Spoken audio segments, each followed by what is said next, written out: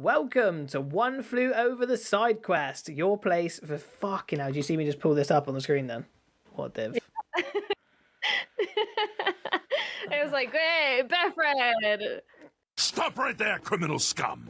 Nobody breaks the law on my watch! I'm confiscating your stolen goods. Now pay your fine!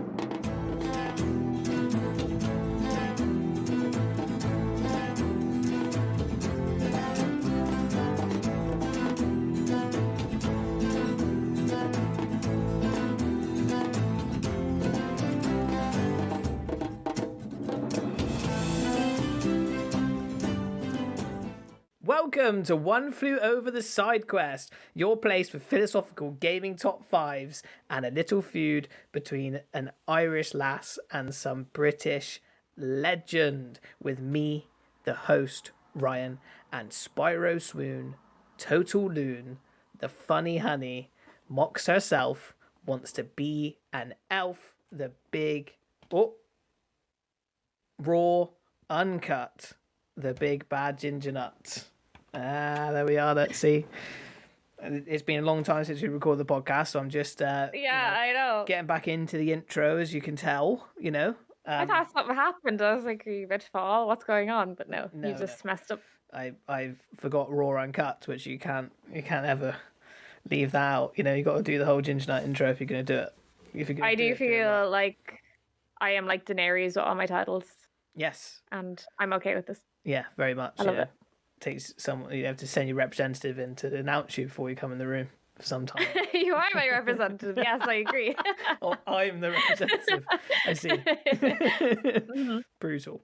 Yeah. Okay, so today, of course, if anybody is a new listener, we have this is a podcast all about gaming top fives, and it's also about just a catch up between me and Gingernut, see how we're doing and what we've been up to and so on and so forth. So to start with, we do What's the Story, where we just talk about what we've been playing, which, since the last podcast has been, a long time, so there's been a lot in between it, but I'm sure there's still some that we're forgetting, but also some that we're, that we've got on the go at the moment. So then we move on to the gaming top five, and we go on to Rye versus Gingernut. What did we call the middle segment before? Just gaming top fives, was it? Oh, but we had this discussion in the last podcast as well, because we also forgot what it was called. So we'll just call it Gaming Top 5, I guess, because, memorable, if anything, does what it says on the tin. That is true. Okay, so What's the Story, Kayleigh? It's been a long time. It's been a long time since we've recorded a podcast, that's for sure, yeah. Yeah, I can't remember where I left off in the last podcast. I don't know if I had said that I finished Blood and Wine, Witcher DLC Blood and Wine. I definitely finished that. So my Witcher adventures are finally over for now. Until the next gen upgrade comes out. Yeah. But I finished Blood and Wine. I'm not going to talk about that just in case. I have a feeling I might have talked about that. But there was a lot of Stardew Valley. Again, there was a lot of Stardew Valley. That game just is very addicting. Knows how to hook you in. Keep you going. It's kept me calm during stressful times.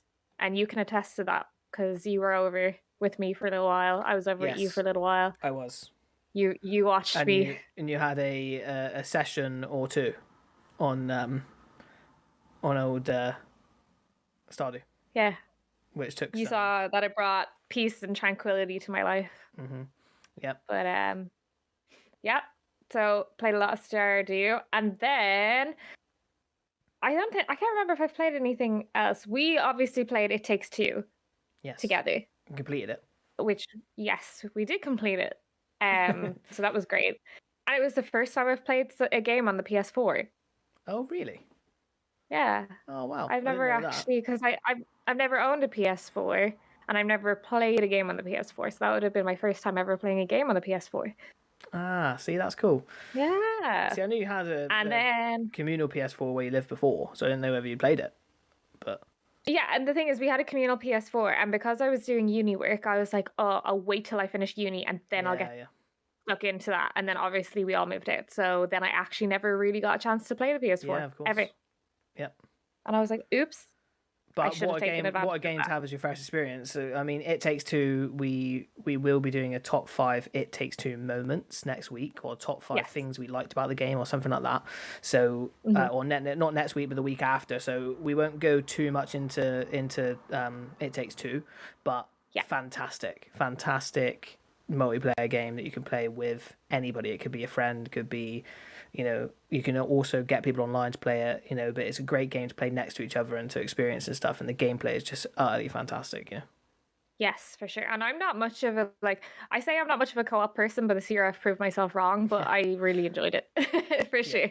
So I think even if you're not into co-op games, you'd still really enjoy this playing Yeah, with for a sure. friend or a partner or just anyone really. I think it's just tough. Like it's one of those games where it's like, and if you like video games, you're gonna like it, because it's just it really is like, it's so video gamey, and like the puzzle solving and just the mechanics and stuff, and it takes a lot from other games, and it like, it takes from Mario, it takes from other platformers, and it takes from like Yes. 3D platformers and different stuff like that. There's very much like this Ratchet and Clank in there. There's all kinds of stuff going on Yeah. that you can All sort of, sorts. that you can find, which is really good. What else have you Yeah. been playing though? I got addicted to Dragon Age. I started playing Dragon Age Origins, so it's a gaming series that's kind of been eluding me for some time now, that I knew I'd love, and that everyone's been telling me like, Skyrim's your jam, you love fantasy games, why haven't you played Dragon Age? And I was like, okay. I was like, I had to finish Witcher first to get stuck into a big gaming franchise Yep. like this. But I am on the first one and I am absolutely obsessed. I love it so much. For a game that came out in 2009, it holds up unbelievably well. I was showing you some of my screenshots from it, and you were like, it doesn't look like a game that came out in 2009. No. I thought when you were playing it, because obviously I've been there, so I knew I Yeah. sort of watched you. I thought when you were playing it, it looked dated, but not the screenshots particularly. I thought Yeah. it looked really good. It seems dated. And I was like, when I first started playing it, I was like, oh, it does seem a little bit dated to look at. Like, it's a bit like, it does have Oblivion vibes to it, except way better. It's not as glitchy, and it's like way more, like a bit more detailed than that. But it kind of is from that kind of era anyway. So it does give me Oblivion vibes, but it just holds up way better. Yep. Graphic wise and stuff like that. And yeah, but after an hour or two, you just don't even notice that it's an old game. Yeah, You're for just sure. so I hooked think into that's the case if you go back and play it. What I've noticed, you go back and play any kind of older game, those things that you, like initially you're a bit like, oh gosh, this is a bit different from from going from a Witcher, which is very much more modern game than that. Witcher really is the set the bar for sort of open world fantasy games. So like that. After Skyrim, I'd say was probably the next game that was like took it to another level, to the details and everything. But I thought that probably the kind of MMO like combat probably lends itself to longevity. Like if it's that kind of stuff where it's like you're shooting things, you got that kind of like button mashy kind of combat system that would lend itself, like, because we're playing that with VSO right now, and that still works and still feels modern and stuff. So like that, it's like it doesn't require like the swinging of a sword kind of mechanic in the same way, where it's like it can almost be clunky and it feels normal because you've got that kind of preset like MMO thing in your head where you're a bit like, oh, they're clunky anyway in your mind and stuff, like, so it's like for sure. It's like a mix between MMO or like MMO fighting mixed with Dungeons and Dragons though, because a lot of it is to do with like dexterity and strength and constitution and all this type of stuff. So depending on how high like your strength or dexterity and stuff is, like, the higher your dexterity is, the better you are with bow and arrow and stuff like that, which makes so much sense. Which I really like, because I've played Dungeons and Dragons before and I really liked it. And honestly, if I had people to play it with, I'd probably be addicted. So I feel like this is giving me that space to play something along those lines too. But it's just so up my street when there's times where it definitely has Lord of the Rings vibes. There's definitely Easter egg Lord of the Rings in there. There was like some dwarf that was supposed to be deranged, and it was like in a mine going, "It's mine," and I was like, "You're totally trying to be Gollum." So it's just so my street. I was like, I get to be an elf. I get to like travel with a dwarf and like humans, and they're trying to be kings and all this type of stuff. That I was just like, Yeah, yeah, it's just, I love that high I, fantasy aspect of it. yeah, it's And there's extremely just fantasy, isn't it? Which is right up your street. yeah, Yeah. and so much lore, so much lore. I absolutely, and I know some people are just like, oh, I hate when there's too much lore and you have to just read and read and read. And I'm like, nah, give me all the books. Like in Skyrim, I used to sit and like read all the books and Yeah. stuff. So when I was like, oh my god, this is the exact same in Dragon Age, and there's a new world to explore, and there's a new history, and you know, all this type of stuff. I'm just like, yeah, this is my jam. I will be here for the next few weeks.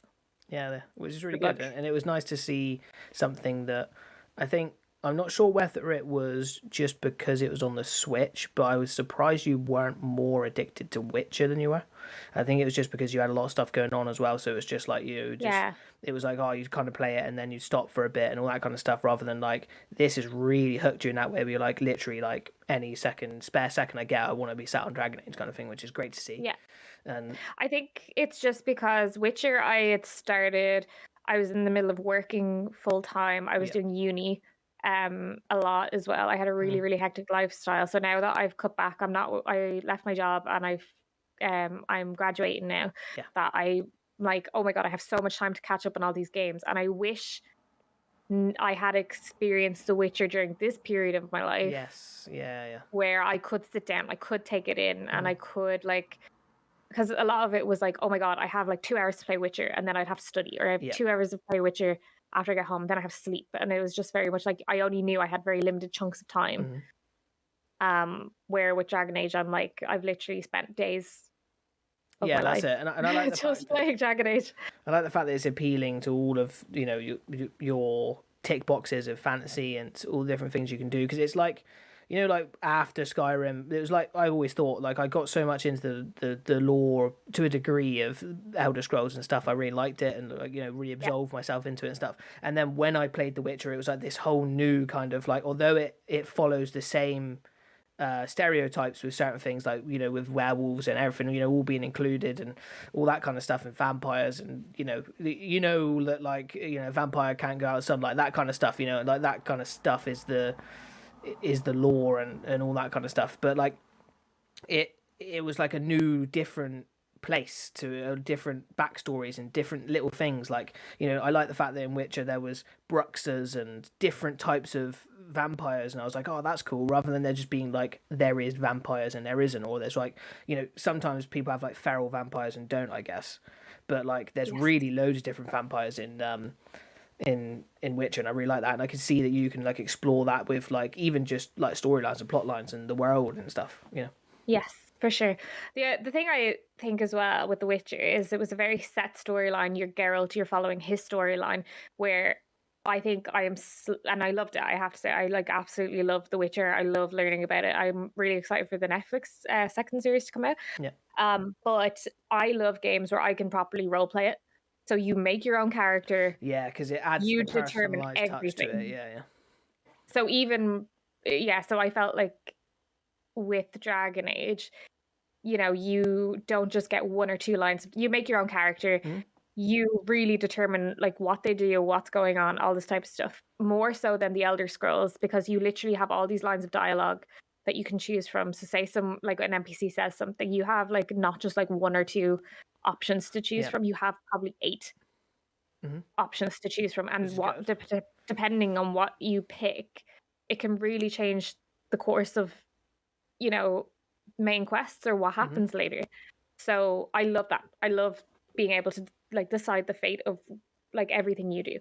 And also the fact I love that it's the personability, where it's like, and I'm sure we'll have a podcast on Dragon Age as well, so it'd be nice for you to break down like actually the characters and the storylines and the stuff that you love in it, but the fact that it's your character that's romancing them as opposed to Geralt, like it's you. You're like you turn around to me the other day and was like, I got with him, like it was like, what I mean, there's that kind of stuff.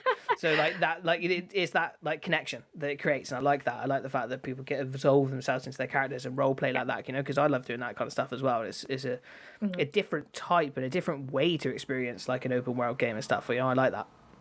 Yeah, that's why I'm also really excited for Baldur's Gate 3. That's in early access at the moment, because that's going to be completely that way inclined, where completely Dungeons and Dragons style. Yeah. You determine everything, dice rolls, all this type of stuff, and then also you basically determine the character's future and stuff just by your choices. I love it. I just love that type of thing.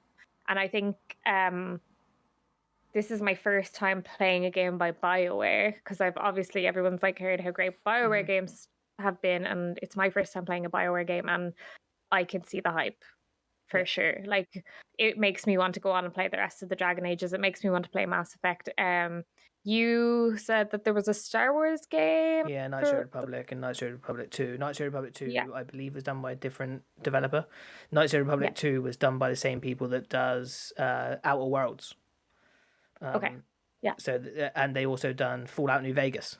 So they Obsidian, is it? Yeah, they done the second KOTOR, but the first Knights of the Republic is very, very much BioWare, and it's in the same mold as as particularly I thought when I went to play the first Mass Effect, it was so similar to Knights of the Republic. I was like, oh, this is the same people, But, yes, so I'm like, would definitely, and I'm more of a fantasy person, but I would have really liked Star Wars growing up and stuff, so I would probably then want to play that after playing this game, because I've had such a good experience. Yeah, for sure. And if you like, and I know this is a terrible example, but if I had this before, I probably don't now, but when CD Projekt Red brought out Cyberpunk, I was like, it's CD Projekt Red, it's the guys that made The Witcher, so you have that kind of I like their games and I like what they do. Same with Bethesda, because I know that Bethesda have made a few mistakes of late, so it's like even though they can mess up, you just have that kind of it's a Bethesda game, it gives it that extra edge, and I like the fact that you're finding BioWare in that way as well, and it certainly has intrigued me, because I think that I love fantasy, I love Lord of the Rings, I love Game of Thrones, I love particularly sort of let's say medieval-ish, that kind of fantasy, elves, dwarves, but yeah, that really interests me, and I think it's something that I played the very start of Inquisition when I got when I got it on the Xbox, when I was playing on the cloud, and I played the start of Inquisition, and I thought it was really good. I really liked it. I thought, this is cool. I could get into this, and that was something that I was plonked into the third game, say, or fourth game or whatever it is, which is cool. But anyway, third game. So there is a fourth Dragon Age in production, so cool. I have to finish them before that comes out, because I'm going to be addicted. Yeah, nice. And again, I have to stress that obviously I was there when you started playing it, and it was just nice that, there was two different ways that you got sucked into black holes for gaming. One was that you would disappear and absolve yourself into Stardew, and that was more like escapism. Yeah, it was more like you could do this and you just wouldn't even be there. It was just like you were completely it was like a nice kind of mindless, where you're just relaxing and it's completely chill and you're completely doing this, that, and the other. Apart from when you went in a dungeon now and again, and you might get the odd fucking bastard, and I'm like, oh, what's going on? And you're just got attacked by a bat or whatever it was, or the little creatures that attack you. But then because the combat's really fucking weird in that game. So you're just there and you're like, I'm swiping, and I'm not hitting. But yeah, so and you go from you just go from cozy farmer to heightened stress in a cave, because you're just I just wanted to find some fucking iron ores. I just want to make stuff for my farm. I don't want to have all this stress. Yeah, that's it. And so apart from that, you were very much completely chill, completely relaxed, and doing things and stuff. But then seeing you absorb yourself into the fantasy world in so much more of a an addictive, and I know I've been there, I remember when I first started playing Witcher and stuff, that was where I was. It was that kind of every little interaction and stuff all adds into it all, Yes. Which is fantastic, and I think that it'll be interesting to see how you do, and then eventually do a podcast on it once you finished it and stuff, because I think I'd like to do a podcast on each of the Dragon Age games as you finish them, because I think it'd be something that you have a lot of opinions on, a lot of emotional attachment to, which I like talking about, Okay, so is that you, or have you got more to say? No, I don't think so. I can't think of anything off the top of my head that I played, because I just played those two quite strictly. Yeah, as a group we played Mario Party, which again you seem to particularly, so much fun. Particularly take to. It was. And I'm not normally a team like not a team, but like I'm growing up, I wasn't into like board games or like team games like that. But I think I'm starting to turn a corner in my life now.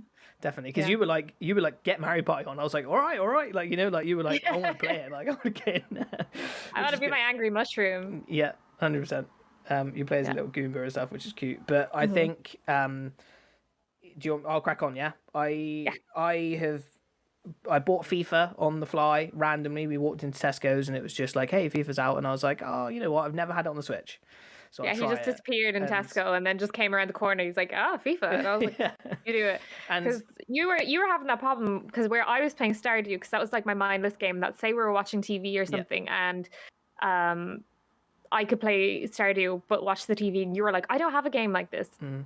So it's a good thing you got FIFA. Yeah, definitely. And I like the fact that it is like I can play a couple of career games whilst we're doing the TV or whilst we're doing something else, which is nice and it's quite relaxing for me. Although like, I'm competitive, so obviously if I go 1-0 down or if I score a goal, you'll see me go like randomly crazy at times where if I score a screamer or something, I'm like, oh my god, like come on. But I like this new rule I have that I would suggest to anybody else who probably won't listen to this podcast per se, but perhaps they will. And that's like, if there's any FIFA players or any kind of annual game players out there, that I've now skipped a year every year. So I played 2019, played 2019 and missed 20, and now I'm playing 21. And I like the fact that I've done that. Like, that feels good for me. And I missed, and I want to do that every year. And I was like, miss a FIFA, then play a FIFA, because then you almost like thirst for it again. And you want it. Yeah, and it's expensive to buy every year. Yeah, and it's just like, I think you can, and I think like I'll probably try and do the same with like Call of Duty titles and stuff. Like, there's things that I think if you give yourself a break from when you come back to them, like if I'd have just played FIFA last year and I bought this again, like I probably would have played on the PlayStation, and this definitely isn't as good as the PlayStation version. Like I have to say that, but just because graphically and everything, it's only a Switch. So when I came back to it, I was like, oh my god, like yes, career, like, and I really look forward to it again, as opposed to if I had just played it last year and I've only had like, let's say 4 to 5 months off maybe, that I would just be like, oh right, yeah, it's just same, rinse and repeat. But when you take that year off, it's really worked for me personally, and I just suggest for anybody to do that. If you're a Call of Duty player or any of these kind of like annual release games, that maybe just taking a game off for a year, and it also frees you up time wise and stuff, because you haven't got to be like, oh my god, it's October and FIFA's coming out and then COD's coming out and then like there's all these games that I used to feel that stress at times. But yeah, anyway, so I'm really enjoying FIFA. I'm just got a manager mode, I could play Tottenham and everything, and I just love it. It's great. Also played a bit of Ghost of Tsushima again. We take very long hiatuses from Ghost of Tsushima, which hurts me every day. And then we go back to it, and every time we go back to it, we're both like, hey, we absolutely love this, like we should do this more, and then we don't, just because generally, life gets in the way, things happen, doesn't it, and it's just a part of working full time and everything else that's just been, happening.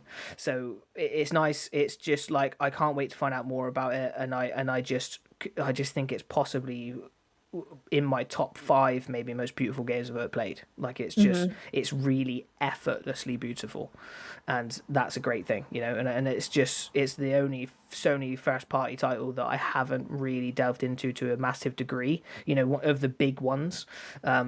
I know there's some more out now and stuff to play, which I'm interested to play once I get a PlayStation 5. But, this is the one that I missed in the PlayStation 4 generation. I'm happy that I've got it. I'm happy that I'm playing it. And I'm happy that we're playing it together. And I really particularly am enjoying playing it in Japanese, because I just think it sounds cool. I like the fact that, the only time I find it a little bit hard is sometimes when I'm riding the horse and he says stuff and I'm trying to steer and I have to try and read at the same time. But yeah, I'm super enjoying it. We just done a super cool mission where we joined the Straw Hats, and it was just dope because you're like recruiting people for this final thing. I like that. I like that kind of idea. Like I like that gameplay mechanic of like, hey, go and recruit people for one thing. Like I love that when they do that for the Battle of Kaer Morhen and stuff, when you have to go around and sort of talk to everyone you've done all these missions for and stuff, and create a big standoff with the greater enemy and stuff, which is the oh my god, if I forgot their name. Begins with G, doesn't it? The Mongols. Yeah, Genghis, I was thinking. Yeah. But he's Genghis Khan's nephew or something, or second son or something. But anyway, yeah, so absolutely fantastic. I won't stop on it for too long because I think, again, once we'll probably do a full podcast on it at some stage. But yeah, just ticking over. It's a game that I can't wait to go back to every time, and I just enjoy so much when I do.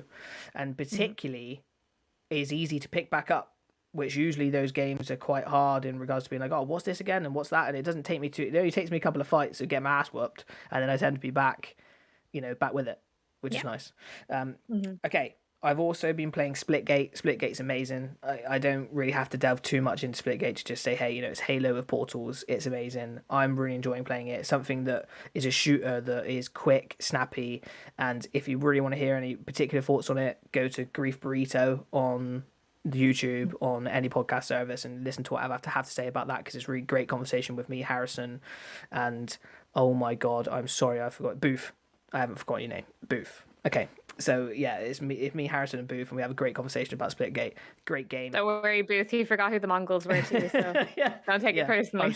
I'm genuinely, like, if I seem a little off this podcast, it's because especially on video and stuff, it's because I have some kind of cold thing that's making me feel really dizzy. So like, even when Kayleigh was talking earlier on, I was like, whoa, and stuff. So like, if I'm seeming a little bit like Away with the Fairies, or just, I'm getting a bit confused and stuff, it's because A, I haven't podcasted in a long time, and you've got to keep it exercised like a muscle, and B, is because I'm feeling awful dizzy. But off the sorry for me train, and on to we just love podcasting so much that we're pushing through. And on There's to nothing wrong with me though. Okami, I can't explain how much I'm loving this game. I'm so proud. It's rare.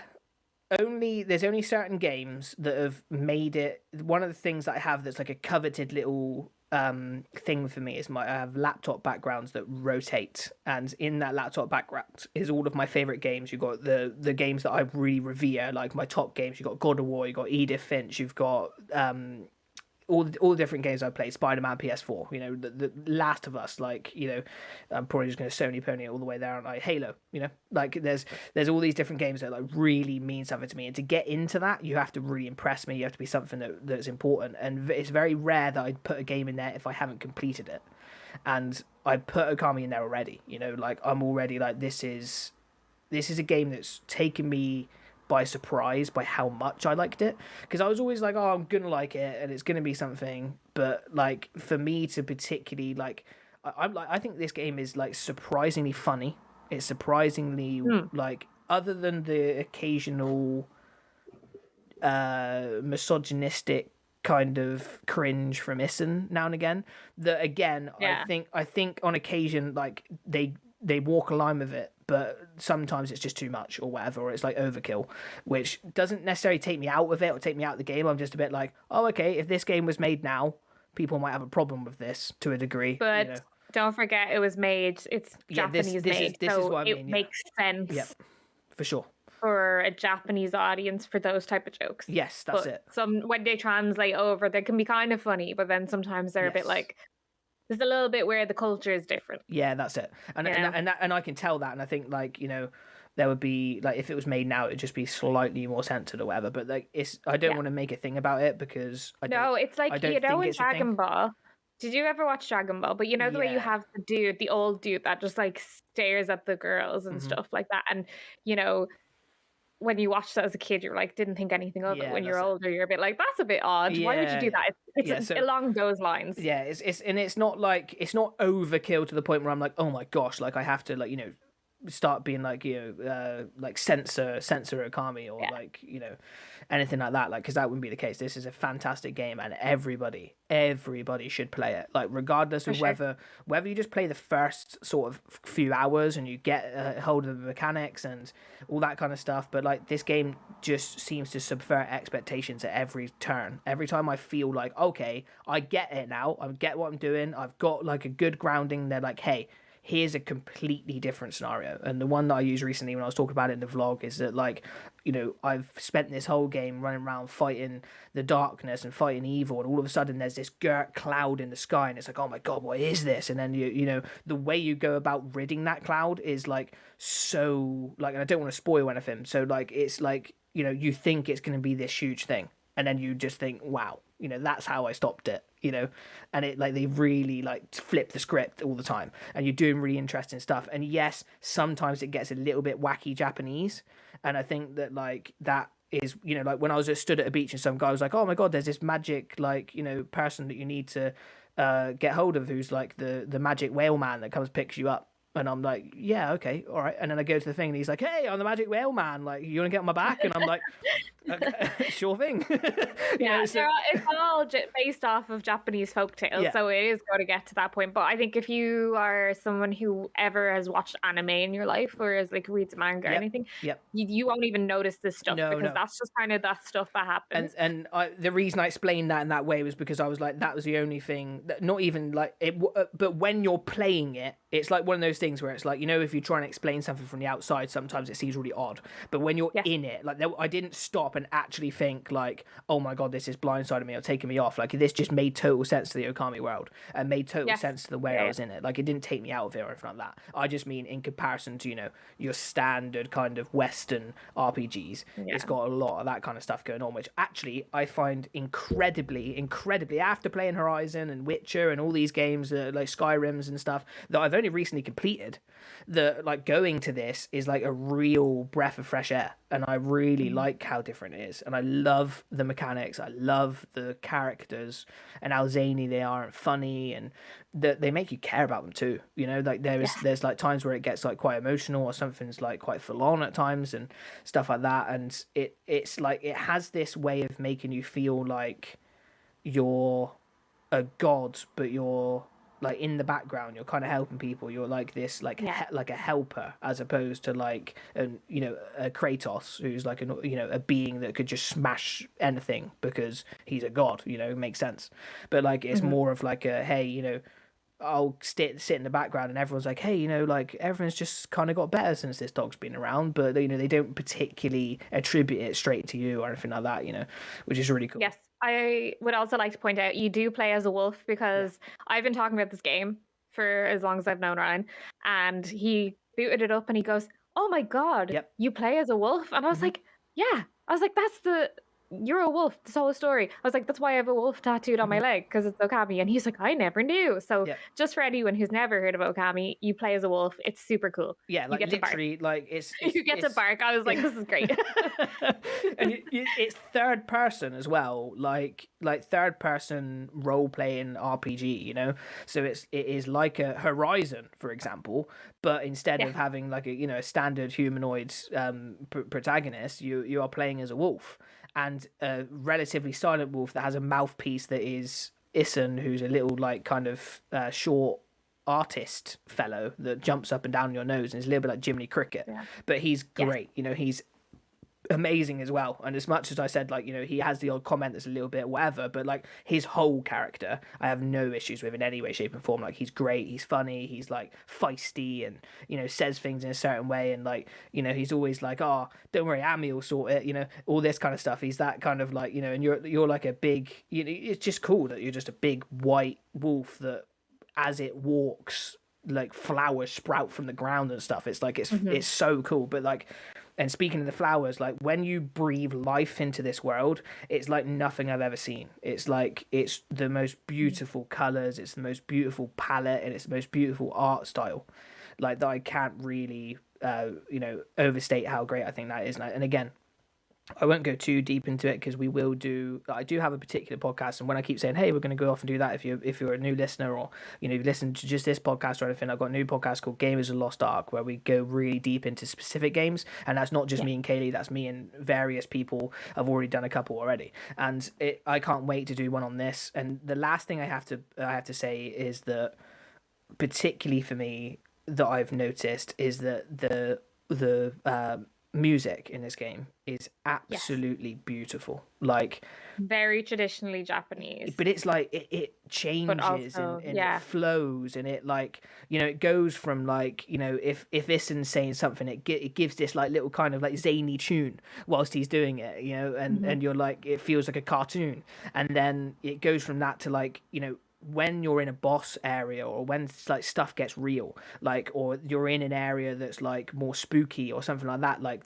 all of the audio, I mean, not just the music as well, like it's just, oh man, it's just something that I mean, look, let's be honest, you know, I'm with you, and I wanted to play it because I was like, you know, just the exact same as I'm like, oh my god, please play Last of Us because it's like my favorite thing ever. Like, please. So there was a degree of expectation, but I'm no lie. Like, I would not be like, hey, I think Okami's great because I want you to think it's great, or I want you to think I like it. Like, I was always going to be like, I think I'm going to enjoy it because we have very similar tastes and stuff. So it would surprise me if I didn't, but it has completely superseded them. Like, it's gone far higher than I benchmarked it to be. You know, I thought, like, if I really like this game, it's probably going to be in my top 25. But I'm like, you are, like, rocketing towards my top 10, like a real, like, pace, which, like, is blindsided me. And I think, you know, it depends how it ends up. And, you know, I've not finished it and stuff yet, but I'm excited to, you know, and I'm excited to play it. And it's something that, particularly every time I play it as well, it's fun. I just have fun. I just enjoy it. I'm just like, you know, this is great. This is fun. Okay, if you notice me look off at times, it's because we record our audio on different things. So any podcast listeners, it's just to do with me saving the audio. So last thing is, of course, we completed It Takes Two. That's amazing. And yeah, fantastic. And we'll talk about that in a different time. But yes, that wraps up, I think, What's the Story for this podcast. I think there was a lot to catch up on. Yeah, there's lots to catch up on. I think, again, because we're going to be recording more often now, because we're able to, because we both have time, that perhaps we'll dive more into these games that we've spoken about and stuff as well, you know, and give them a little more time. Or we'll be playing new stuff as well. I can't wait for you to start Night in the Woods and stuff like that. Like, oh my god, you're going to love it. Yeah. Okay, so we move on to the gaming top 5 this week, which is top 5 games that, or our top 5 games that we've played in 2021. So this isn't top 5 games that come out in 2021 that we've played. It's like actually games we've actually played or come across this year. So we'll take in turns, shall we? Just skip between the two of us, or we do the list each, whichever way. You know, I'm easy. Yeah. If you start with your number 1, and then I'll start with my number 1 as well. Yeah. Okay, I have The Witcher 3. Okay. Because I feel like that was most of my 2021. Yeah. Yeah, so I did The Witcher 3 and all the DLCs for The Witcher. It was just a phenomenal experience. It's such a good game. I didn't expect to get as emotional with this game as I did, but we all know I cried. I cried my heart out. I just became so in love with the characters, and I think you just, as you go through the world as Geralt, you just fall in love with all the characters around him. You fall in love with him. Yep. You just have a deep connection with the characters and the world of The Witcher. And like you said earlier, like the lore is really interesting. It's not very standard high fantasy where it's like Lord of the Rings and Dragon Age or the Elder Scrolls. It's very, like, it has its own unique vibe to it. So I have to say they did a really, really good job of like kind of separating it from just being a fantasy game to being like, this is The Witcher, this is the world of The Witcher, and it's very different from other fantasy games. And also the DLCs are just so incredible, like so much, like you said, like we always say this, but Ryan said it to me from the start that the DLCs are better than the main storyline. And I was like, how the heck is that going to happen? And it's true. So good. Hearts of Stone, really, really emotional storyline to it. That is just phenomenal. Like, you just can't not love it. And then Blood and Wine just gives you the whole new area of Toussaint, which is absolutely beautiful. It's like a beautiful environment. It has amazing characters that are brought into it as well. Particularly focuses on vampires, which I love. I love vampires. I can't help it. I'm just that person that loves vampires. And yeah, I don't know. You know Witcher as well, so you can chip in if you want. But it's a great sign off, isn't it? You know, that was something that I had said to you straight away, was that like Blood and Wine really wraps it up in a nice way, where like I didn't feel like I was longing for Geralt after that. I was like, I feel like I've left him in a nice place. You know, I'm not like, ooh, what's next? And, you know, I wonder where he's gone now or what he's doing. I'm like, you know, it leaves it up to interpretation. Does he go back Sure. does he go off and carry on being a witcher, or does he sort of retire to his vineyard and live out the rest of his days and this that and the other? And they give you the cute little thing at the end where you can sort of you have a nice surprise at the end and stuff, which is nice. But yeah, particularly it's just nice for you again. Like Witcher would probably be my Okami if I had to choose something. Although like I love The Last of Us, and I love God of War, I love the PlayStation titles. Witcher is that game for me that like, you know, like you say, I can always go back to Skyrim. I can always play like a Skyrim playthrough every other year and stuff. Like I could always do that with Witcher because it's just something that I just really love, and it's so diverse and amazing and stuff. And I'm just very glad that you've managed to play it, and I'm also glad that it made its way onto this top 5. I think that's fantastic. Yeah, for sure. Are you finished with The Witcher, or you want me to carry on with? Yeah, I think I have talked enough about The Witcher over many podcasts, and I think we're also going to be talking about The Witcher DLCs in more detail too. So I think we'll be doing a podcast on The Witcher DLCs as well. So we won't be short for talking about Witcher. I don't think ever in our lives, let alone anything else. Okay, so mine is It Takes Two. It's my first one. That's because is this on your list?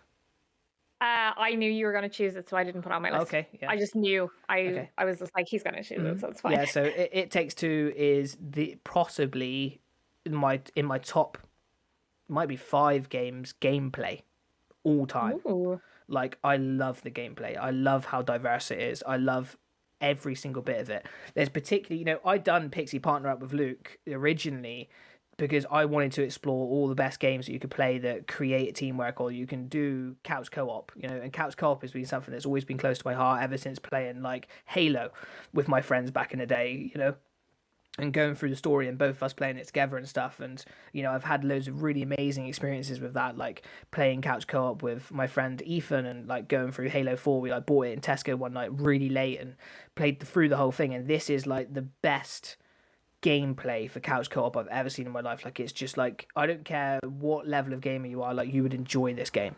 It is like gaming comfort food. It's so easy to play, and it's so like each section's so amazing and different, and there's so much like the little abilities you get each time are just so fantastic. And although I think like, and I'm sure we'll go through it at some point, that we're going to do the top 5 next week, top 5 moments, because I think it's a fantastic game, and I don't want to like overshadow it or anything. And I know that the story isn't like the absolute most die for story, or there are times where it kind of overstays its welcome a little bit, but like the actual gameplay never overstays its welcome. There was never I do have to interrupt and say that there were, even though the story is a pretty generic, like, oh, this is like a divorce story, there were proper moments where we were absolutely in stitches, crying, laughing. Yeah. There was definitely, which, you could say, you can't say all the time would happen, but there was definitely like, I can think of one moment where Ryan was just absolutely like on the floor laughing his head off, and then would think about it afterwards. Even to now, he thinks about it and he just goes crazy. And he's just like, that was one of the best things that ever happened in gaming. And I'm like, that's horrendous, because it was a horrible, horrible Oh my moment. God, it was so good.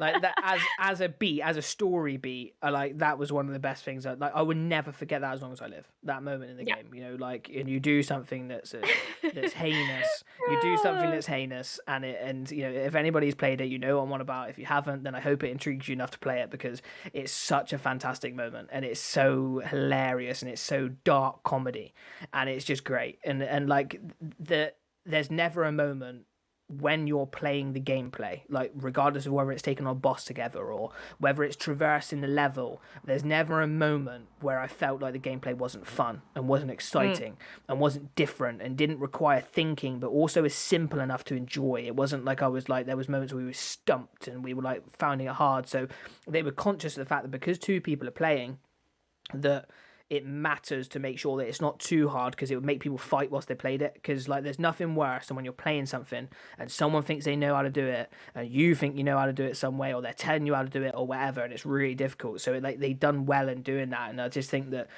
regardless of what it is, like all of the different things you use, like whether it be like, one of the examples is that Kayleigh would have nails, and she would like throw a nail on a wall.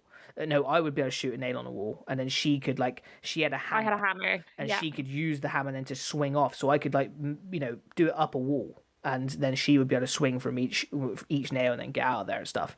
And then she would like, it was always, we'd always open paths for each other, but it never felt like I was like, oh, hurry up or anything. It was just like I was. No, just it was never frustrating. No. It was just well done because. You know, I think we've all played co-op games before that have just been really frustrating. It's like, what are we doing? Like, why aren't you doing this? Or why aren't you doing that? But it's well paced. It's like really well thought out. Yep. So you never ever feel frustrated at anyone. You never like, and I have to say there are points in time where it is actually tough, but it's not frustrating. Nope. If that makes any sense. No, and there's a great sense of achievement in it all, and then they have these little moments like there's one particularly where like suddenly you're racing or suddenly you're doing something like that where it pits you against each other. Like there was this time where one of the times I remember particularly like when we just started skating, and then all of a sudden it was like, you know, it plays this like like you're like, yeah, you're in the middle of a race, and she's like, I'll beat you there, Cody, and then off she goes, and you're like, oh, and then me and you were like, you know, completely just trying our absolute hardest to win and stuff, and like, you know, so many of those little mini games, and I just think it's just such a fantastic experience. And I know that I think this may be one of the only games on the list that is actually a 2021 game as well, but it is it's just utterly fantastic, and I just can't stress enough, like, if you have a friend, anybody, even if it's just you just like want to drag someone who doesn't normally play video games up out their bed, they're gonna love it. And it's just such a fantastic gaming experience, and I would suggest like my brother to play it with his wife and stuff, because I think that it's just one of those experiences where it's like you two would love it, and I'm telling you, you're gonna love it. Like I know my sister and her boyfriend, like they would love to play this game together, because it is just a fantastic, neat and cohesive experience. But yes, okay, It Takes Two, we will talk about it more on the next one Flew Over anyway, so I don't want to stop off on it too long. Yes. Okay. I regret talking about this so much earlier, but Dragon Age is my next one. Yep. So I'm not going to obviously delve too far into it, but it's just a game that I discovered far later than I should. Because I just love it. I'm going to be addicted to the series. I really recommend people play it, especially if they're into that sort of thing. If they love Skyrim, if they like The Witcher as well, even though they're quite different from The Witcher, I do think you'd like that. If you really, really enjoy storyline and learning lore, if you like Lord of the Rings or high fantasy stuff, it's very good. I think that sorry, I was just like, you carrying on or not? Yeah, but I was like, no. I think one of the things I have to say, which is I have to say in Kayleigh's stead, is that Kayleigh's someone who not only do you hold games in high esteem in your mind, but I think particularly high fantasy is something that you're a critique of at this point. I'd say you're someone who's, you know, I would say that you know more about it than probably anyone I've ever known in my life. And you came into this with the recommendation, you know, you had this as like, you know, and it always hypes up anything. Like I remember doing it with Last of Us with people and stuff and being like, you're gonna love it, you know, and you always think to yourself like, oh my god, have I overhyped it or anything? And you came into this game with all of the judgment in the world of being like, you know, am I gonna like it? Am I really gonna like it after this? And it has captured you, and that's a great like testament, I think, to the game. I think that it's done really well in getting someone who is Mrs. Fantasy to fall in love with it, you know, even though it's old too, you know. Yeah, for sure. And it's great. I feel like it's brought me back to the days of, you know, when you're a teenager and you stay up to like 5 a.m. playing games and you're hiding under the covers and stuff. That's like the feeling I got. I'm not doing that because I'm too old to be staying up till 5 a.m. I'm only 25 and I feel like an old person, but I have that same feeling that, oh my god, I'm hooked into this game and I'm in love with it. I feel the magic of it, and you're just completely absorbed into that world. And I haven't, like, I felt that to a degree with The Witcher, but as I said earlier, like like it depends where you are in your life as well, and that's something that's really important with games. Like, you know, I think if you play an emotional game at a particularly emotional point in your life, or it's something that's really poignant for you and stuff, it might like really hit you hard, and other people might be like, oh, I thought it was okay, you know. So everything's subjective, but like I think that it just in particular, like I say, it's just a real standout for me, for you, of being like, you know, perhaps it is that game that has drug you back to that place, and that next time you play their games, you know, you will really enjoy them even more and stuff. It's just fantastic. Okay. So the next I've got written on the list is I've got a game that slashed, and that is because I'm really finding it really hard to choose between these two. I spoke about Okami a lot. Okami is on my list. And I'm a bit like, do I replace Okami with one of these? Because I've spoken about it so much, but then I also feel like I'm debunking Okami then when I know it's actually been one of my favorite games this year. Both Okami and Ghost of Tsushima, I have not finished. I've not finished. I'm actually in the thick of playing, but I'm gonna go for Splitgate. Because I didn't expect that. I was like, it's going to be either Okami or Ghost of Tsushima. And then you went, Splitgate. Okami's next. And I done Ghost / Splitgate because I'm I'm almost like, I really like Ghosts and it's really standing up and it's doing all these things, but it's not quite completely won my heart yet. And I think it will. And I think it's like, I'd say it's 95% of the way there. Like, so I almost like can money back guarantee it's going to be in my top 10 games probably, or at least top 15 kind of thing. Like, it's going to be an absolute epic come the end. I'm just at a point where I don't think we're probably about a third of the way in, it feels like. Maybe eaching towards halfway. Anyway, so Splitgate is just a game that completely blindsided me in regards to, like, I was a Warzone player. Like, I liked Warzone. Warzone was my game that I played. It was my shooter that I played, and there wasn't really much else that was knocking it off its perch. Like, I went back to Apex a bit, but it didn't really take me away from it enough. And then suddenly this game comes along, and I was like, tell you what, I'm going to try this out, because I saw it come out for PC a couple of years ago, and I'm just going to give it a go. And it is just, like, I've always been, like, my favourite shooter to play has always been Halo, and it is a Halo copy in every single way. And I'll be interested when Halo comes out this year, whether I stay on Splitgate or not, but it's so fantastic, and it's got, like, I just immediately fell in love with it. And, like, now it's one of those games where, like, anytime anyone's like, do you want to play with me, I'm like, yeah, get Splitgate. I'm like, play Splitgate with me. I love it. I just want any chance, any excuse to get on it. And it's so perfectly, like, jump in for 10 minutes, get off, all those different things. And I love that online shooter. And it's just always, online shooters have always been a big part of my life, and they've always been something that I've particularly enjoyed doing. And I know I don't have as much time to be doing them anymore, and I can't spend a whole weekend doing them, say, but, like, especially when me and Bushan both sat down, who's, like, my lifelong friend, who I've always played shooters with, both of us sat in a room, with a pack of Doritos, getting as sweaty as humanly possible about it, and he played on one screen on my Xbox and I played on the other screen on my PlayStation, and we just had just the best time, and it was so fantastic. And this game really holds up, and it's just an amazing arena shooter. But yes, there we are. Splitgate. Nice. It's on my list. Next. Okay, I have Pokemon Sword. Same. Very good. Pokemon Sword is on my list, yeah. Yeah.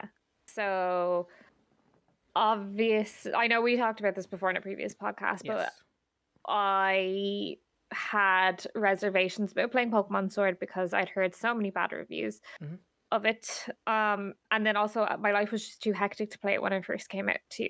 So I picked it up then this year and was pleasantly surprised. I really enjoyed it for what it was. I'm a huge Pokemon fan. So just to get to delve back into the Pokemon universe in any way, shape, or form was just amazing. And I think they did a really good job. It was different to other Pokemon games, but not necessarily in a bad way. Yeah.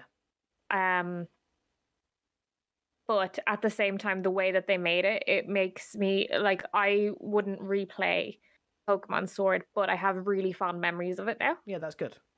Yeah. Yeah.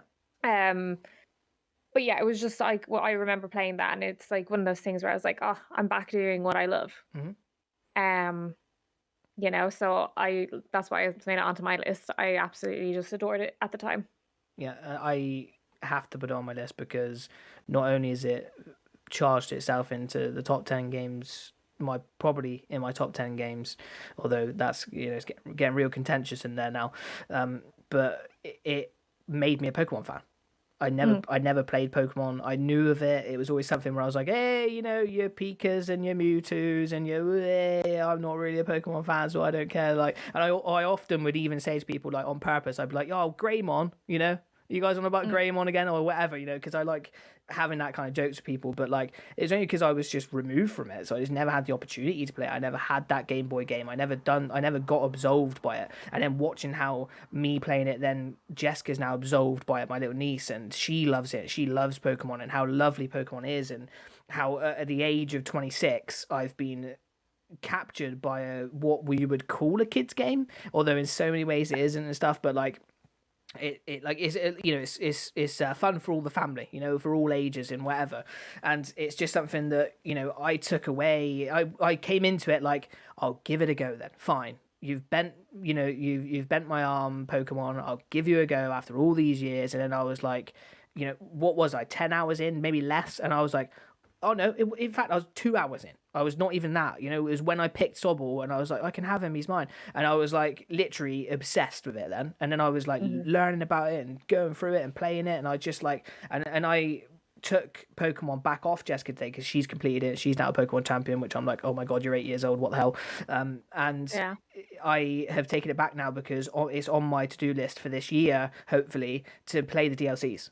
And I can't wait to play the DLCs. And I loved how the DLC started and everything. So there's more for it for me, for sure. I can't wait to play more of it. And it's just something that just completely captured my heart. Like, it really, like... And I think it's just one of those things, isn't it? Like, everyone's first Call of Duty is always their favourite Call of Duty. Or not even their favourite, but they always have this, like, inexplicable link to it, and it's the same way your first Pokemon game for sure will always be in your top 3 Pokemon games, just because it's like, it's where you started, it's your place, it was your, like, it's where you fell in love with the franchise. And that's why, even though I'm very, very late to the party, there is something that I'm like, this is just fantastic. I'm just having so much fun. And it's like so simple. It's like so brilliantly simple, but also Moorish, like unbelievably Moorish, this game. Like, you just want more. You just want to just eat, just one more Pokemon, or I just see what's in this bush, or I just see this. And, the story, like, isn't, it doesn't knock your socks off, but the sense of achievement of beating all the gym leaders and doing all these different things, it's just great. I just think that Pokemon's great. And, to turn someone into a fan of a franchise, I think is always a great example of a great game. Yeah, for sure. Cool. The next one I've got, so I'll just stop off on it, is Okami. So Okami, just spoke about it, love it, think it's fantastic. Third person JRPG, I don't need to say much more on it. It is just fantastic, and I can't wait to complete it. And it is definitely one of the very best games I've played this year, and maybe one of the very, very best games I've played ever. That's the kind of the thing. I can contest to that. I have a tattoo of it. I have to say that. Yeah, literally. That's how much I love it, though. I'm just saying. Yeah. It's just a fantastic video game. It's like, it's one of the examples of why I love video games. It's like, it's story, it's art, it's this, like, the thing that I think that's so unbelievably amazing and fantastic about video games, and this is something I'll stand by for all of my life, like, why I think they're the best way to consume a story, they're the best way to have fun, they're something that just ultimately means everything to me. And that is because they combine these amazing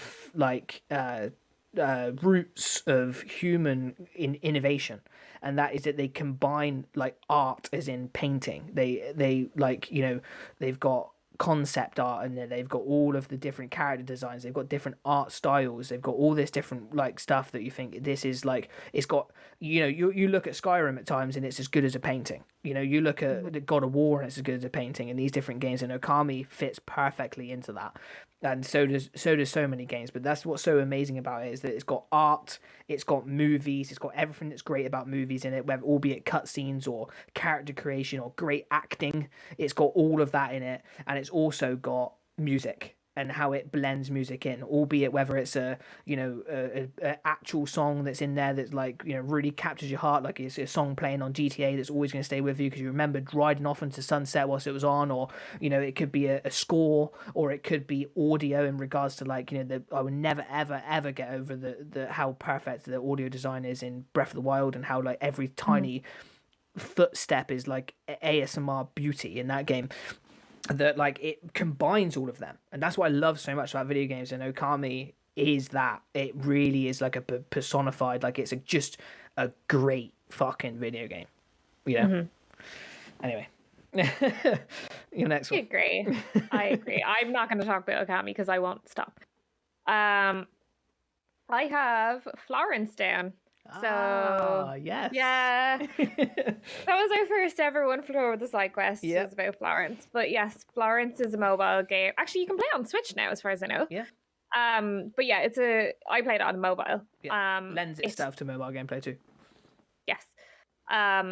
Absolutely beautiful little mobile game about a girl who just kind of is a bit lost, and then she falls in love, and you see the relationship grow and blossom, and then ultimately the couple break up, and you watch her and him go through the breakup, but in a really beautifully told way, where it's not like a usual like soap opera, like, oh, he cheated on me, he did this, I'm heartbroken, I can't get over it. It's literally just watching a raw experience of people just drift apart and split up. And you know, you told me to play it because I had just gone through a breakup, like a long, like from a long-term relationship. So I think I played it at an extremely good time.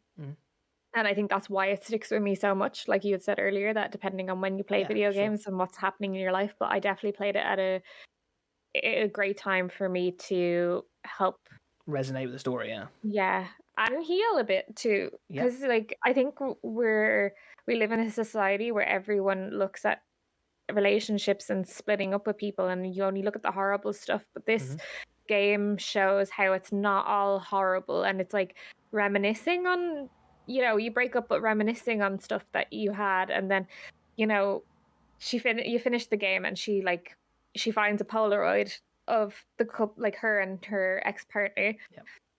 And it's just, she reminisces on it very fondly, because she's like, almost like she's like, oh, she's progressed in her life, and she's like, well, kind of like she wouldn't be here if it hadn't been for that relationship, no matter how it ended. So she looks at it fondly, and I just think that's a really like impressive thing to look at, because most people don't ever think that way. They're just like, oh, they're such a prick, or they're this. And realistically, no matter how something ends, obviously there's stuff that happens that's horrendous, but no matter how something ends, every relationship you've been in has led to where you are now. And every relationship you've been in is an important part of the, building blocks of who you are and what you are and what you've experienced. Like, albeit that you know something particularly because of that person, like they were super into this and you watch that with them, and that's how you know that, or whatever it might be. And it does really well at telling those stories of like, it was them falling in love, it was the natural things, they pushed each other in the right direction, and it ultimately she returns to the thing that he pushed her towards to begin with, and that's really nice, because she didn't necessarily get there because of him, but he was a part of it, and he was a part of why she fell back in love with it, or a part of why she thought about it or done it or whatever else. And was just more importantly, I think the what Florence does so well is it tells a real story that's real, and it feels real. All, like, even the way it starts with the color palette and being on your phone on the tube and shit, like it's so real, it's so now, it's so 21st century. And that moment, the music particularly in this game is utterly fantastic. Pretty. The moment Pretty. that her phone runs out of battery and she looks up and she sees the world and she hears this music, and it floats you into the air in this thing where you're touching each one of the notes of the music, and it plays just this beautiful cello and piano melody that just it just gives you chills, and like it's just brilliant. But it's beautiful. It leaves such a beautiful. And again, if there's anybody who's listening who's been through a breakup or anything like that, like, it really is, like Kayleigh said, it's a healing tool. It's something that teaches you, even if you can't see sometimes, especially potentially in the wake of something that's had a negative end, that person matters. That person had a part of your journey, and it may not have ended in the way that was nice, because certainly her and Chris like fell out during it and stuff, and there's some not nice bits, and they drifted apart, and that's always really sad. And everything has a beginning, a middle, and an end, and that doesn't mean that you can't look back on it fondly. And I think that people should look back on their relationships fondly, although some may be hard to do that with. You can, but you can even still if find like moments. Or you can at least see how you've grown from that relationship, if Yeah, for sure. Because we've often had conversations ourselves just from being like, oh, look how we've grown. Even though sometimes bad things have happened in relationships we've been with, we're like, well, look how much we've grown as people, and we see what we want in our lives and what we don't want in our lives because of those experiences. It's taught us a lesson about what we don't want, or may have taught us a lesson about what we do want, because there's certain things that people do that's great, that you might like, and bring that into your next thing, or a lesson that you know, you're like, oh, that works for me and I like doing that, you know, in a relationship or whatever it is. Like, there's just so many lessons to be learned from it. And even if it's just that, you know, it takes you a few relationships to know how to introduce yourself to someone else's family or whatever else, you know, like there's so much you can potentially learn from it, and it really shows that. And there's like a really cute photo of her and the family and stuff, and you know, it goes through all that of like getting rid of everything, and you know, it's just great. It's just such a real tale of a modern breakup. But yeah, fantastic choice. So my final one, as I've spoken about them all now, is Concrete Genie. Concrete Genie was something that it had completely escaped my mind until today. I didn't even think about it. And then I was like, what games have I rolled credits on lately? And I was like, oh, Concrete Genie, what a fantastic game. Like, what, just like, I think it's always going to be one of those games that is going to fly under my radar sometimes because it's like a fantastic experience that I really enjoyed and I really had great fun playing it.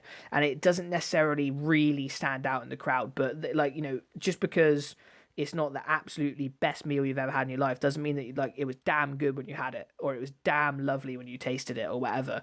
And that's like the perfect example of what Concrete Genie done. Like, there's some really great mechanics in there, and again, I played it at a time where I was struggling a bit with video games, and I was struggling to get myself back into them after going through some tough times in my personal life and stuff. And it was one of the first games that I rolled credits on for a long time. And when I did, it made me feel great. And I particularly remember I happened to finish it off and roll credits with Jessica next to me, and she was saying about how, you know, it's not nice being a bully and stuff. And it was just great. It was just like really fantastic. And it's just a nice little story about how trauma can often be the reason that bullies are the way they are. You know, they are mistreated, so that's why they're the way they are. And it's a cool story about a town and sadness and stuff, but it's also like about painting and making things bright and making a change and being who you are and stuff. It's great. This is a great little title, and I think that anybody should play it because it's only like 4 hours. It's like real short too. Might be more like, yeah, no, it might be a little bit more, but it's not it's not really long, and it's just really fun. Just good old fashioned video game fun, you know. But yes, your last one. Stardew Valley. Yes. Which I've already talked about earlier, but look, it's just one of those games, and I feel like a lot of people have interchanged between Stardew Valley and Animal Crossing as being that cozy game that they can just relax to. Particularly females that I see that are gamers and stuff like that. But I do see guys too. I see a lot of guys who play Animal Crossing and stuff too. But I think last year in 2020, I would have played a lot of Animal Crossing, and then I think, like everyone else, like Animal Crossing just kind of, you get fed up with it at some point. You've done everything you need to do. And then I picked up Stardew Valley, kind of hesitant because I was like, oh, I just don't know if I'm into like this farming sim sort of lifestyle. And then I was just like, I started it and I was like, oh, this is kind of cool. And then I'd get stressed and I was like, yeah, this is definitely my jam. And then when I was not stressed, I'd kind of put it down more. And then I'd get stressed again. And I was like, way, I was like, Stardew is my therapy. You know, but it's just that ultimate relaxing, cozy game that, as I said earlier, you can kind of just do. If you're watching something, if you're watching TV, you can just pick this game up and play it at the same time. Or, you know, if you're just chilling, you can just pick it up and you don't need to continuously focus. Like it's the opposite of me in Dragon Age right now. So Dragon Age is like, literally, I have blinkers on. It has my full attention. Yeah. And, you know, I have to dedicate my full time to that. And then Stardew is literally just like, oh, we're just chilling. Like, if I'm having family time and we're just chilling on the sofa, I can just be like, yeah, playing some Stardew. Yeah. And I think those games can be important. I definitely know I need like a little chill game like that. And I think a lot of people find that with, like, say, mobile games like Candy Crush. Like, people just need something to have a little play with and stuff. So I feel like Stardew is that for me in 2021. Yeah, that's really good. And I think that, like, to be slightly more emotional about it, it has genuinely helped you with anxiety, with emotional turmoil and stress and stuff, which is, like, you know, a really beautiful thing. That is another thing that I absolutely love about video games is they can give you a place to be mindless, or a place to think, or a place to get away from it, or, you know, whatever it might be, a place to feel like you're in control when perhaps your life isn't so much in that way. Yes, and for sure. It's just, you know, what it's done for you. I have an emotional attachment for it, you know, where I'm like, I think it's great. Can I give some honorable mentions? My honorable mention, the only one I had on there was obviously Ghost of Tsushima. You would be on here if I'd played you more. Yeah. 100%. Like, and I would never, ever, ever, ever in my life forget that moment where, of course, Kayleigh knows Japanese, and it was the first time we were like, we really like, it was one of our first times like dating and exploring and each other and stuff. And when you said get inside the house when I was playing in Japanese, and I was like, what the heck was that? Like, it has a particular meaning to me because it's the first game that we played together and stuff as well. But yeah, you would be on there, Ghost of Tsushima. I just need to play you more, more consistently. I just have two honorable mentions. One is Fortnite, and that is because I only discovered Fortnite this year. Yeah. I was never ever going to play Fortnite, but it was because you turned around. I think it was February or something. Yeah. You turned around and was like, I want a game that we can play together. And I was like, oh, I don't know. I don't have any games. I don't play online games. And you were like, download Fortnite. It's free. And I was like, okay. So I downloaded Fortnite, and I just think what it has given us in the sense of being able to interact with a community of people is just fantastic. It's not a game I'd ever play. I actually have played it solo. I can't say I haven't played it solo, but I think just for connecting people, it has just done so much for me this year. Yeah.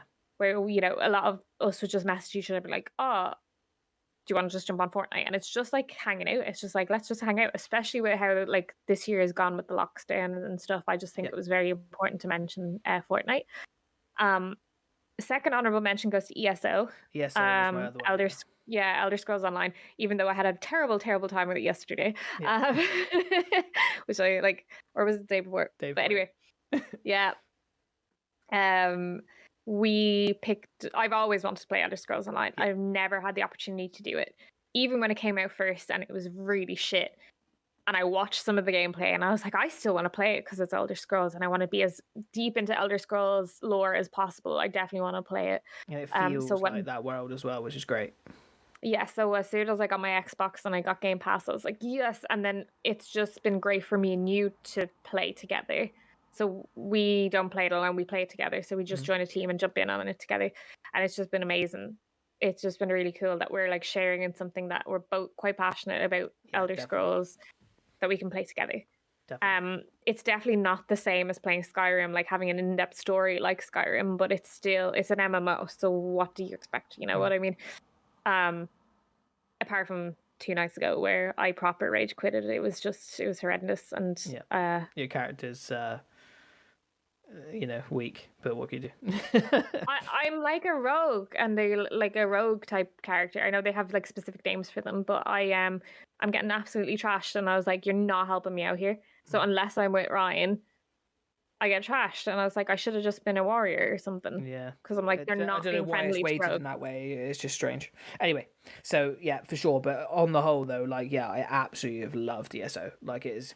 Yes. It's really captured. It's so beautiful. It's so beautiful. And it's not actually that great graphically, but it's just really beautiful as well, And it's just they just knew how to nail it artistically. Now I have to say, we've only been in one specific area though. We've only been in this. I'm pretty sure we're doing the Somerset Isles. Arc of it, because that's on Game Pass. So we didn't really have a choice when we started. What happened? We just ended up in Somerset Isles. So we've just been around there, and it's just like cherry blossoms and pretty green. And we've been to Valen Wood, and I'm like, oh, the elves. I'm like, the elves, because me, like the we've already tree houses and stuff. It's just amazing. I love elves, so I was like, oh, love it. So it's just phenomenally beautiful, really, really pretty, really, really good. And fun. I think it's really fun. It's really, really cool. And I think it's just exciting to know that there's still so much more to do. Like, we can visit elsewhere. We can visit Cyrodiil. We can go to Skyrim. And we haven't even touched that yet after the feat. Like, we've played a good few hours of it, and we haven't even left Somerset Isles.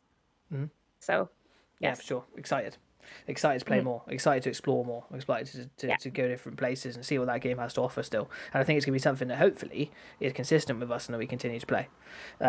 Okay, that is the gaming top 5 for this week. We'll be back not next week but the week after with our top 5 like breakdown of our favorite moments or things or gameplay or whatever it is from It Takes Two. So that'd be fantastic for us to talk through. And I think even if you haven't played It Takes Two, it's definitely worth coming and tuning in.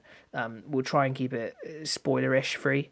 But yeah, I may have that could be difficult. I may have to talk about that moment just a bit at least, because it is, it has to stand out to me. But anyway, we move on to the final part of the podcast, which is Rye versus Gingernut. And as we all know, I'm ahead at the moment with No, Ryan's a 3-1 fucking liar, and he lies every overall. single time about 3-1 this. overall so far, and I'm doing really well. I don't know why I get annoyed every time as well. I get annoyed every time he lies. I get just as ragey every time.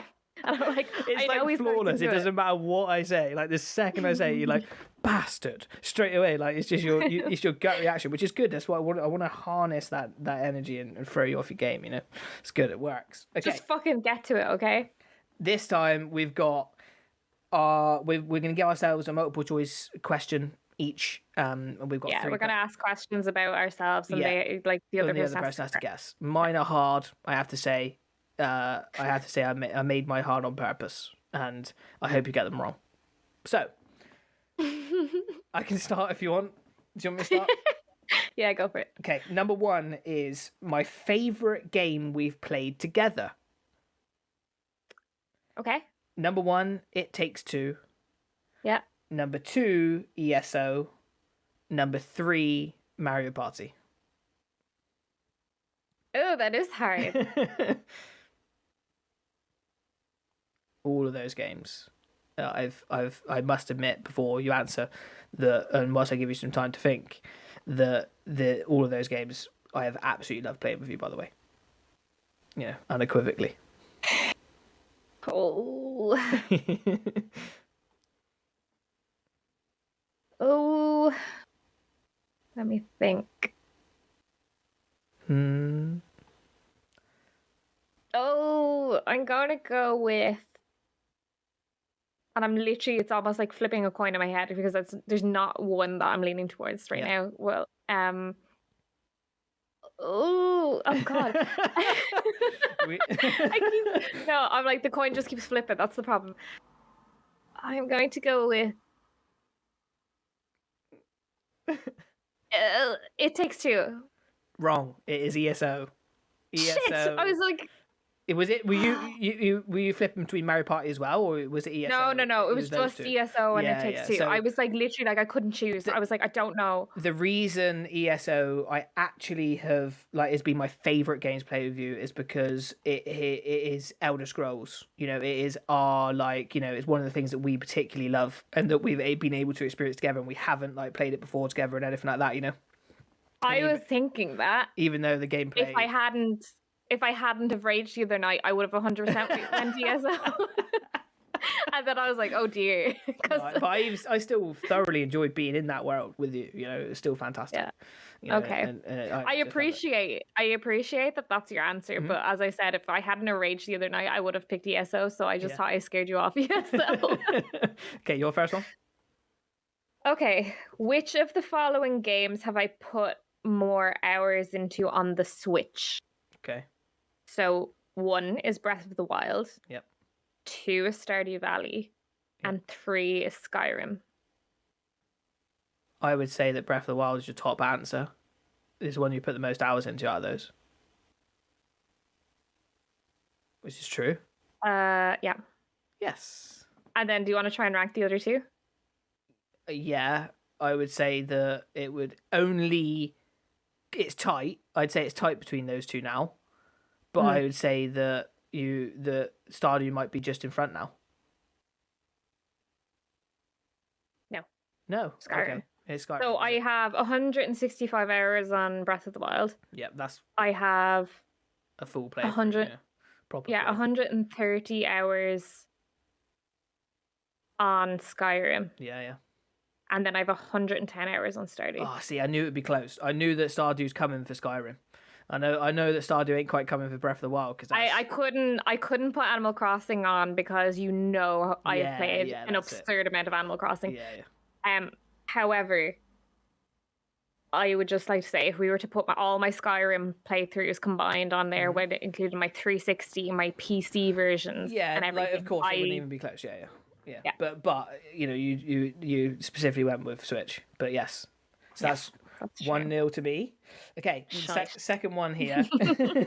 Second one here I've got is a game I played first. Which of these games did I play first? Okay. Mario Kart Wii, Yeah. Morrowind, Yeah. or God of War 1? Ooh. Ooh.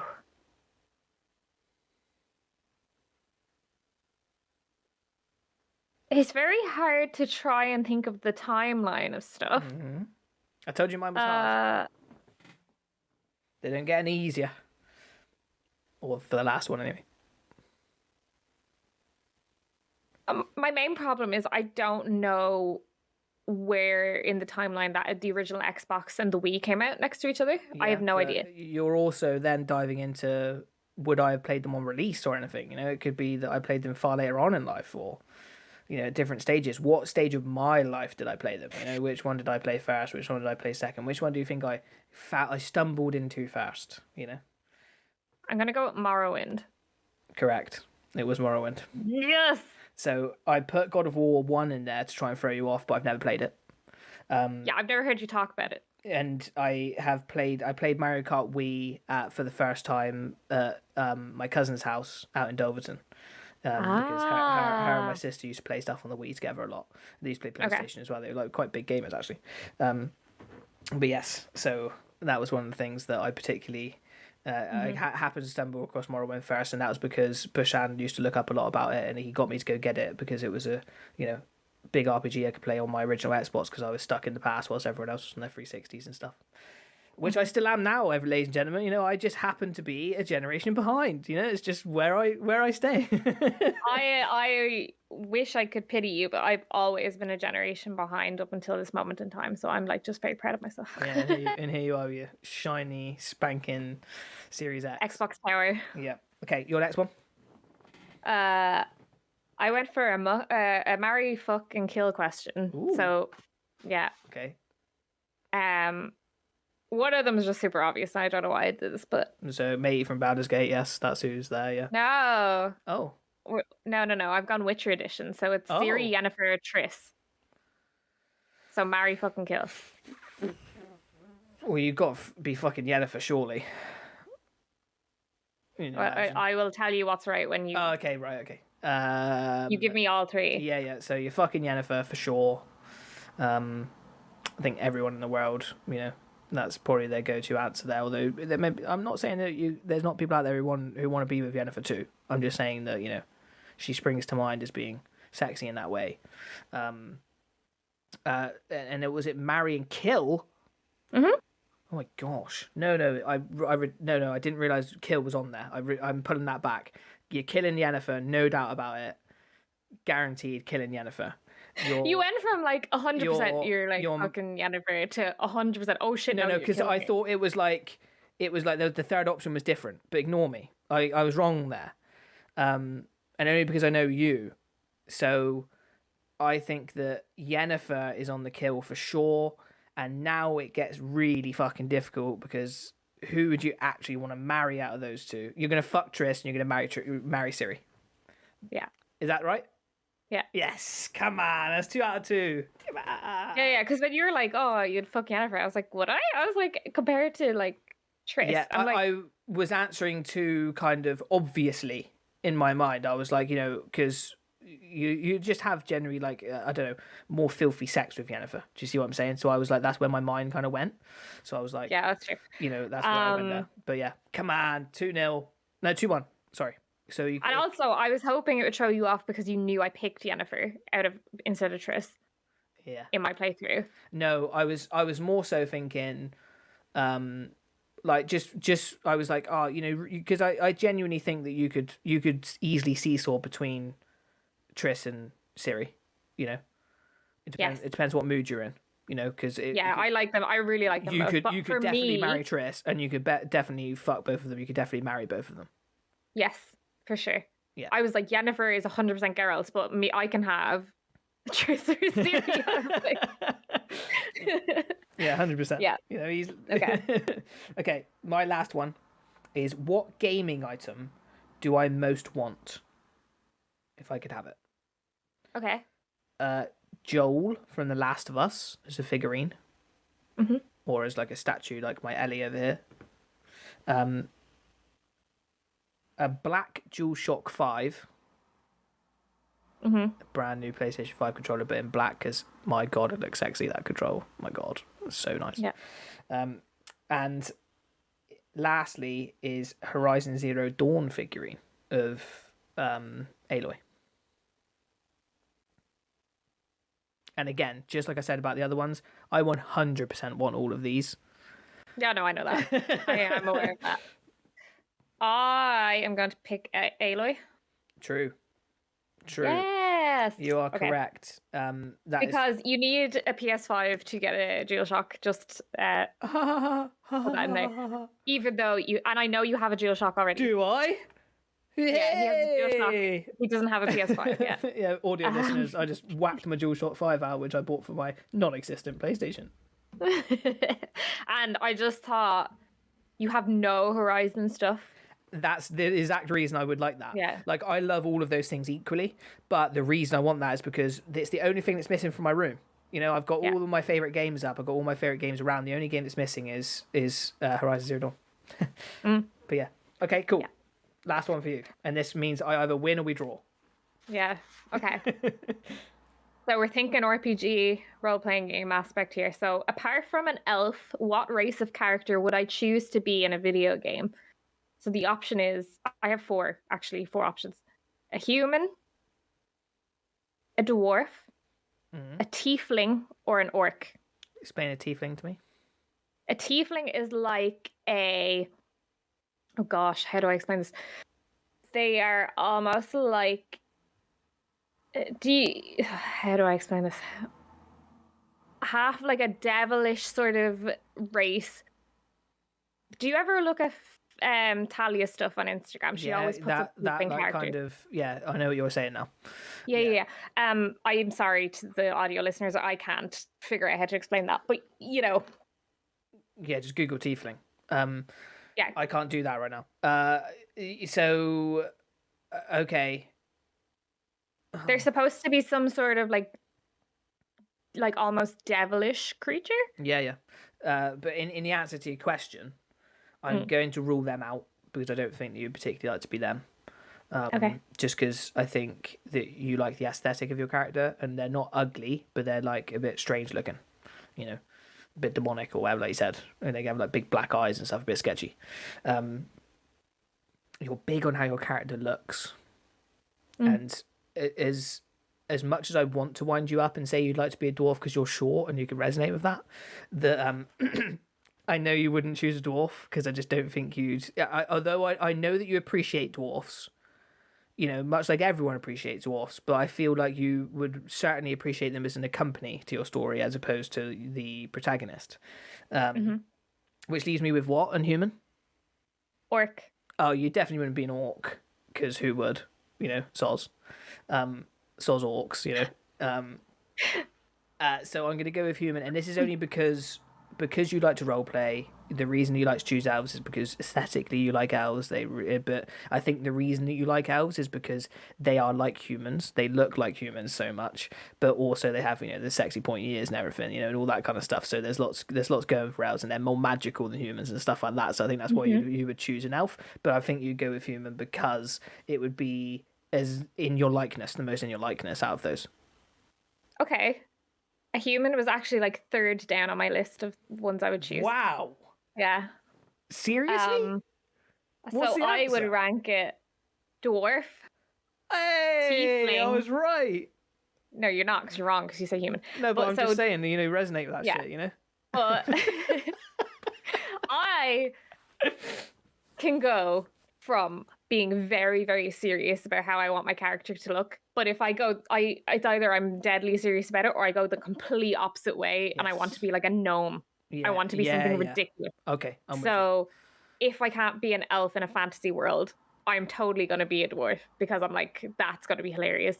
So, because I was trying to figure out what to put down because I was thinking of D&D at first, and you can be gnomes, and I was like, oh, I've always wanted to be a gnome in D&D if I didn't choose an elf because I just think that was hilarious. So then, but in this list, I would choose dwarf, and then tiefling, and then human, and then orc. Wow. Yeah. Wow. I like tieflings. And that now makes sense to me, and I've learned something about you there because that's cool. You know, I like that. Yeah. And I think that I wouldn't be too dissimilar, maybe. You know, because like there's been times where I've always gone for an Imperial or a Nord. In like Skyrim, for example, but then I've also just been a bit like, oh, should I just throw it out the window and just be an Argonian or something? You know, really just like, I'm very like that. Throw caution to the wind, and they always end up just going with the safe route. But I'm always like, oh, you know, like, like I remember if I never choose an elf, I have to choose something ridiculous. Like I choose a Khajiit, and then I just make my Khajiit look really ridiculous. Yeah, but if I'm not an elf, I'm going to be something more ridiculous, or I would probably choose a different race that's also pretty, but just in this list, I was like really interested to see what you'd say. For sure. That's interesting to me because I think that, you know, my theory wasn't dumbfounded, like it wasn't like wrong, but it was wrong. But, you know, my guess wasn't, you know, out of the realms of possibility. But yes, okay, cool. So for the first time ever, we've drawn. You know, all the other times I've won. So it's nice for you to share the spoils. No, and the only reason I get so annoyed about this every time is just in case someone new listens, and they always going to think I'm the best. So anyone who's new listening, he always fucking lies and says that he's winning. Because for a long time I was winning, and now I'm not actually sure what the score is. But he's definitely not fucking winning. That's all I know. He's not winning. Winner, come on. Welcome, new listener, and it's nice that you're here and you know that I'm a winner now. It's nice to see you, and we'll probably never see you again after that. Okay, cool. Well, this has been one Flew Over the Sidequest. I have been Ryan. This has been Kayleigh. It's been amazing again to get back on the podcast and back talking to you and back talking video games. And I can't wait for the next one. And if you wish to tune in, then next week there will be a Gamers of the Lost Ark. It will be me and Kayleigh talking about something, or potentially me and someone else talking about in depth about a particular game. But if you want to catch us in the next one Flew Over the Sidequest, it will be our top 5 It Takes Two moments, gameplay, whatever it will be. Just our top 5 things about that we found most enjoyable. Yes, It Takes Two. So thank you very much, and we will catch you in the next one. Yeah. See you later. Bye-bye.